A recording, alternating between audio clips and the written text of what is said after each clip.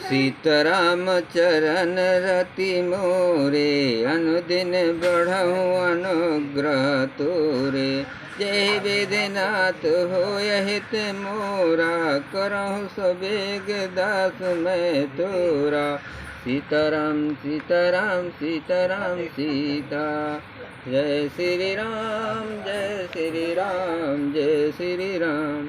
देवी पूज पद कमल तुम्हारे, रामा सुर नर मुनि सब होय सुखारे। सिय रामा चित्रकूट महिमामित कही महामुनि गाय, आय नहाय सरित सरसिय समेत दो भाई।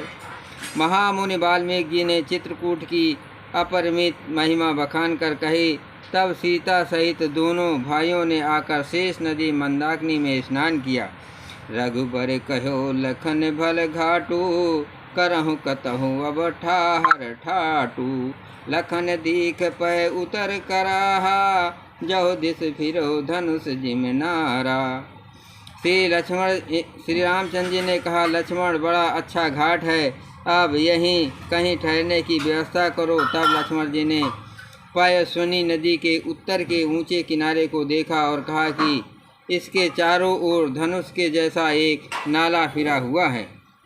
नदी पनाच सर समदम दाना, सकल कलुष कलसाओ जनाना। चित्रकूट जनु अचल अहेरी, चुकह न घात मार मुठ बेरी। नदी मंदाकिनी उस धनुष की प्रत्यंचा डोरी है और सम दम दान बाण है। कलयुग के समस्त पाप उनके अनेकों हिंसक पशु रूप निशाने हैं। चित्रकूट ही मानो अचल शिकारी है, जिसका निशाना कभी चूकता नहीं और जो सामने से मारता है।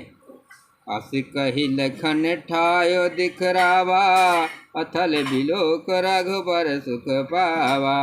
रम्यो राम मन देवन जाना, चले सहित सुर थापत प्रधाना। ऐसा कहकर लक्ष्मण जी ने स्थान दिखलाया। स्थान को देखकर श्री रामचंद्र जी ने सुख पाया।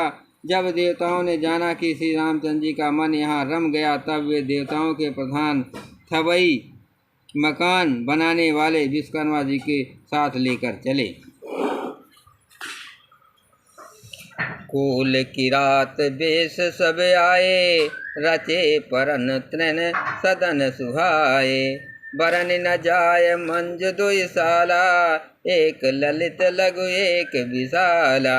सब देवता कोल भीलों के वेश में आए और उन्होंने दिव्य पत्तों और घासों के सुंदर घर बना दिए। दो ऐसी सुंदर कुटियां बनाए जिसका वर्णन नहीं हो सकता। उसमें से एक बड़ी सुंदर छोटी सी थी और दूसरी बड़ी।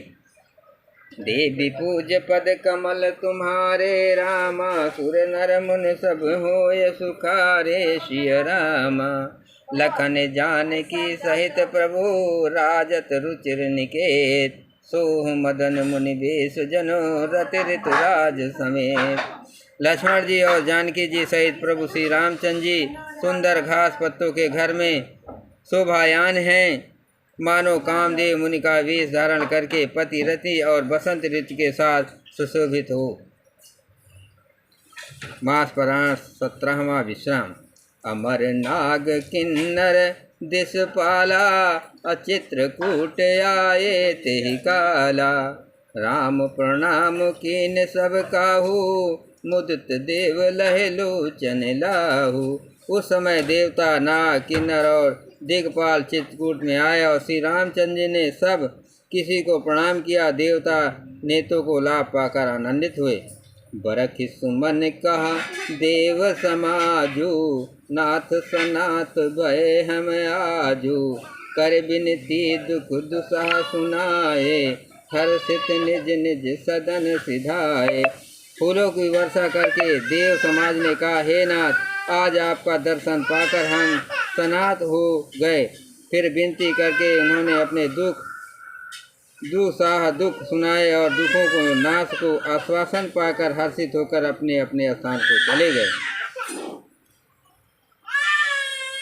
चित्रकूट रघुनंदन छाए, समाचार सुन सुन मुनि आए। आवत देख मुदित मुनि बंदा, अकीन दंडवत रघुकुल चंदा। श्री रघुनाथ जी चित्रकूट में आया बसे। ये समाचार सुन सुनकर बहुत से मुनि आए। रघुकुल के चंद्रमा श्री रामचंद्र मुदित हुए। मुनि मंडली को आते देखकर दंडवत प्रणाम किया। मुनि रघुबर लाय उर लेहि, असुफल होन हित आशीष देहि। सिय समुद्र राम छवि देखी, साधन सकल सफल कर लेखे। मुनिगण श्री राम जी को हृदय से लगा लेते हैं और सफल होने के लिए आशीर्वाद देते हैं। वे सीता जी, लक्ष्मण जी और श्री रामचंद्र जी की छवि देखते हैं और अपने सारे साधनों को सफल हुआ समझते हैं।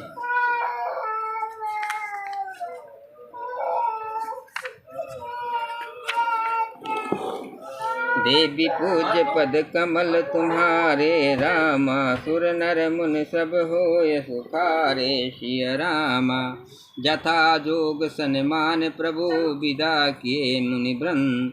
करहि जोग जप जाप तपो, निजासम ने सुछन।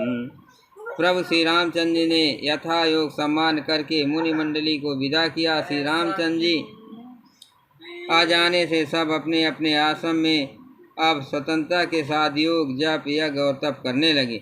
यह सुधि कुल किरातन पाई, हर के जनु नो निधि घर आई। कंद मूल फल भरि भर दोना, चले रंक जन लूटन सोना।